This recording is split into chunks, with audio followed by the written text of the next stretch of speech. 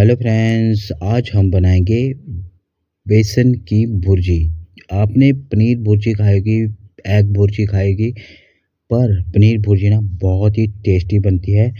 कुछ एक चीज़ों का पता होना चाहिए दोस्तों, बिल्कुल खिली खिली बनेगी, इतनी टेस्टी लगेगी आपको कि आप जब कोई सब्जी समझ ना आए ना, तो आप हमेशा बेसन की भुर्जी बनाना पसंद करेंगे। चलिए दोस्तों, वीडियो स्टार्ट करते हैं आज की। सबसे पहले मैंने एक सूप बोल बेसन ले लिया है। बेसन को आपने एक पैन में इस तरह से डाल लेना है और पैन को थोड़ा सा गर्म करना है और इसको इस तरह से चलाते रहना है और इसको धीमी आंच में ही आपने बेसन को पकाना है, ताकि इसकी एक्स्ट्रा स्मेल जो रहती है ना, वो अच्छे से रिमूव हो सके। दोस्तों, इस चीज़ का ध्यान रखना है आपने।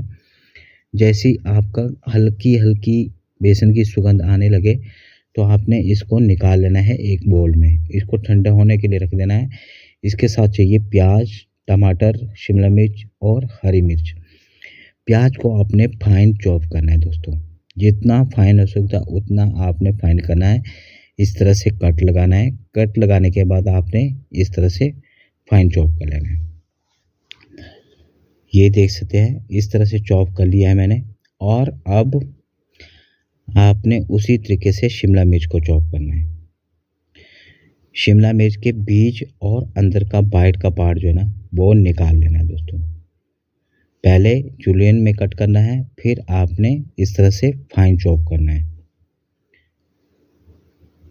वीडियो आपको अच्छा लगे दोस्तों, प्लीज़ लाइक जरूर करिएगा और चैनल पे नए आए हो तो सब्सक्राइब और घंटी के बटन को जरूर दबाना है दोस्तों। और इसी तरह से आपने टमाटर को भी चॉप कर लेना है। उसके साथ चाहिए हरी मिर्च। हरी मिर्च को भी मैंने चॉप कर लिया। थोड़ी सी स्पाइसी बना सकते हैं, बहुत अच्छी लगती है। और मैं इसमें ले रहा हूँ सरसों का तेल। सरसों के तेल में बनाएंगे दोस्तों, बहुत ही अच्छी टेस्टी वाली बन जाएगी आपकी बेसन की भुर्जी। इसमें चाहिए थोड़े से लाल मिर्च ऐड कर रहा हूँ, थोड़ा सा जीरा पाउडर, और उसके साथ चाहिए आपको थोड़ा सा 2 टेबलस्पून लहसुन। चॉप करा हुआ डाला है मैंने दोस्तों, और इसको थोड़ा सा इस तरह से चला लेंगे। जैसे ही इसका झाग कम होने लगे तो उसमें जाएगा दोस्तों, ये देख सकते हैं कलर आने स्टार्ट हो गया है। तो अब हम प्याज, शिमला मिर्च और हरी मिर्च को ऐड कर देंगे। अब ये देख सकते हैं, अब आपने इसको इस तरह से आराम से चला लेना है, कम से कम 1 मिनट, ज़्यादा नहीं, 1 मिनट। और जैसे ही ये देख सकते हैं हल्का सा थोड़ा सा टाइम आपने प्याज और शिमला मिर्च को दे दिया, तो आपने यहाँ पर ऐड करनी है हल्दी और लाल मिर्च पाउडर, ताकि एक अच्छा कलर आ सके। अभी ऐड करना है और इसको थोड़ा सा चला लेंगे इस तरह से।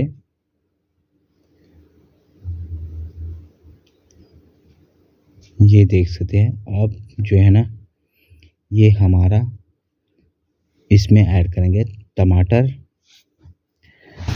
टमाटर के साथ जाएगा नमक, गरम मसाला, जीरा पाउडर आधा टीस्पून है दोस्तों, थोड़ा सा गरम मसाला, 1 टीस्पून आप धनिया पाउडर का ऐड कर सकते हैं दोस्तों। अब इसको इस तरह से चलाने के बाद आपने इसको थोड़ी देर ना इसी पैन पे छोड़ देना है, बिल्कुल स्लो फ्लेम में दोस्तों। इस चीज़ का ध्यान रखें। और ये देख सकते हैं, इसमें थोड़ा सा आपने चॉप करा हुआ अदरक जरूर ऐड करना है, बहुत ही अच्छा टेस्ट आता है, आप देखेंगे। अब आपने जो बेसन हमने भून के रखा है उसमें ऐड करना है थोड़ा सा पानी। बिल्कुल पतला बैटर नहीं चाहिए, हल्का सा थिक, ज़्यादा पतला नहीं, ताकि अच्छे से हमारा बेसन जो है ना पक के रेडी हो। इस चीज़ का ध्यान रखें और अच्छे से कर लेना है मिक्स, ताकि बेसन में कोई लम्स वगैरह ना रहे। इसमें जाएगा थोड़ा सा नमक, थोड़ी सी हल्दी, बहुत ही अच्छा टेस्ट आएगा। और इसको करेंगे अच्छे से मिक्स। ये देख सकते हैं, ये हमारा मिक्सचर हो गया रेडी। अब हमने जो मसाला बनाया ना दोस्तों, इसको एक बार थोड़ा सा चला लेंगे, फिर इसके ऊपर जो है ना बेसन ऐड कर देंगे। ये देख सकते हैं दोस्तों, इस तरह से आपने ऊपर से ऐड करना है और ऐसे रोल करके रखना है, एक जगह नहीं फैलाना है। और आपने इस तरह से सभी जगह से कवर कर देना है और इसमें ऊपर से लगा देंगे ढक्कन, कम से कम 2 से 3 मिनट। ये देख सकते हैं दोस्तों, अब आपने इसको धीरे धीरे चला लेना है और ऊपर से थोड़ा सा धनिया ऐड करना है दोस्तों। ये देख सकते हैं दोस्तों,